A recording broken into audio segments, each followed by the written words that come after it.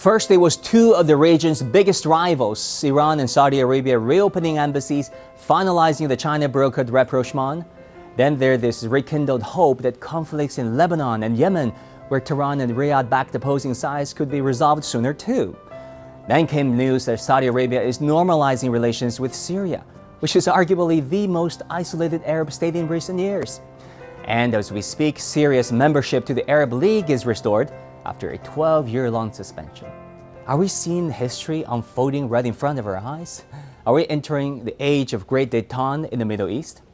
It's likely, and that would be great news.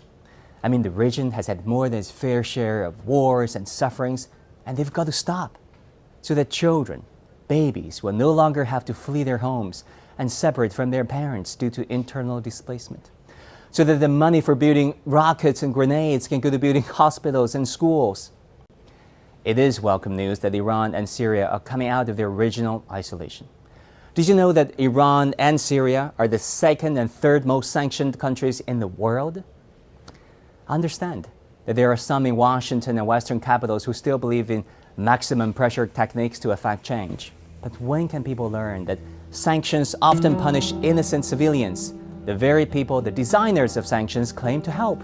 According to the World Health Organization, Syria could not get life-saving medicines for cancer patients because of US-led embargo.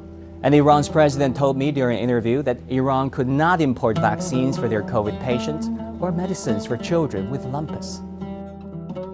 Some experts believe that the US sanctions are pushing countries in the Middle East, especially Arab states, closer towards one another and closer to Beijing.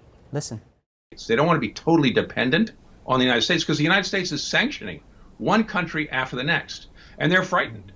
And President Biden has framed this Middle East conflict, the Ukrainian conflict, as democracies versus autocracies. And of course, all the Middle Eastern countries are looking to a China model. And so they're worried that eventually this could lead to the United States sanctioning them.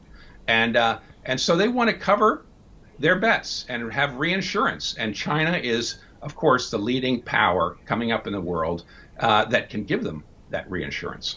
Let's talk about the role of China, which is often underappreciated.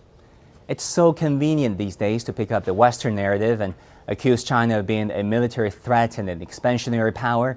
But how many sovereign countries have China colonized in recent history? Can you name one?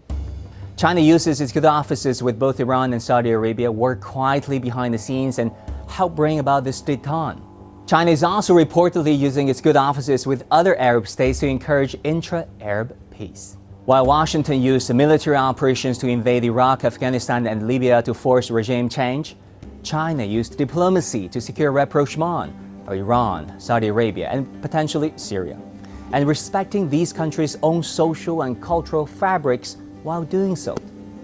Let's face it, this is Chinese diplomacy at its finest.